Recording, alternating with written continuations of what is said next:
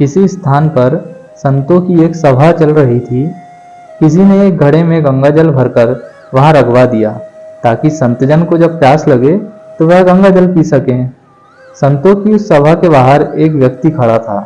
उसने गंगा जल से भरे घड़े को देखा तो उसे तरह तरह के विचार आने लगे। वह सोचने लगा, यह घड़ा कितना भाग्यशाली है।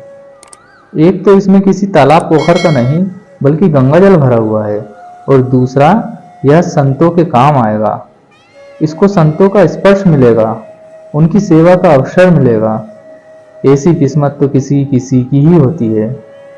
घड़े ने उसके मन के भाव पढ़ लिए और घड़ा बोल पड़ा, बंधु, मैं तो मिट्टी के रूप में शून्य पड़ा था, किसी काम का नहीं था। कभी लगता ही नहीं था कि भगवान ने हमारे साथ न्याय किया है। फिर एक दिन एक कुम्हार आया। उसने फावड़ा मार मार कर हमको खोदा और गधे पर लाद कर अपने घर ले आया।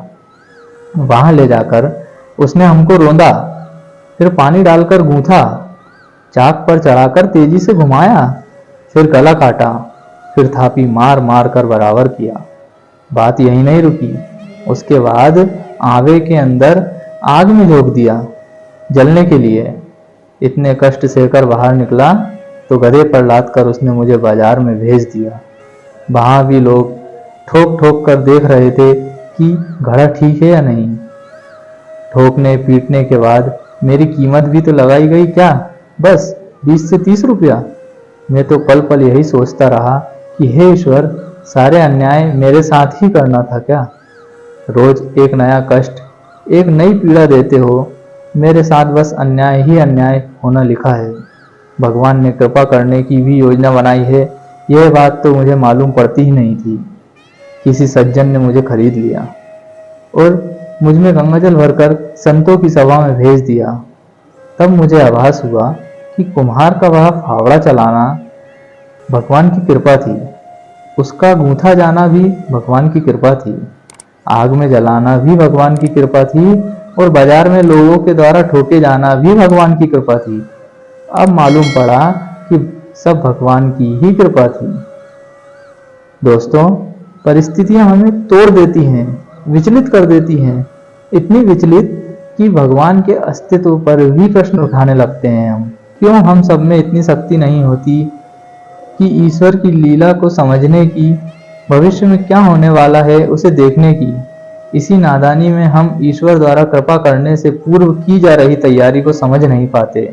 बस भगवान को कोसना शुरू कर देते हैं कि सारे पूजा पाठ, सारे जतन कर रहे हैं, फिर भी ईश्वर है कि प्रसन्न होने और अपनी कृपा बरसाने का नाम ही नहीं ले रहे।